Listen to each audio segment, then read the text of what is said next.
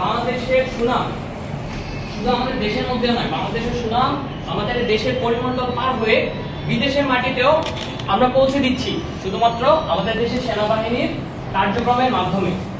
তাহলে আপনারা সবাই বুঝতে পারছেন যে সেনাবাহিনী এটা শুধু একটা পেশাই না, এটা একটা মহৎ কাজ। দেশের প্রতি, দেশের জনগণের প্রতি, দেশের মানুষের প্রতি দায়িত্ববোধ, দেশের সেবা করার জন্য এই প্রফেশনটা আমাদেরকে কিভাবে উদ্বুদ্ধ করছে।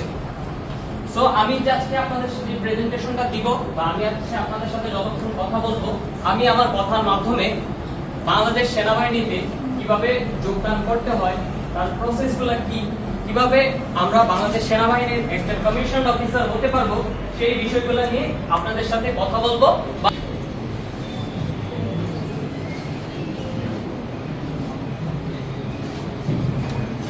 সবাই পিছন থেকে প্রজেক্টরটা দেখতে পাচ্ছেন? আচ্ছা, আমার ফার্স্ট স্লাইড।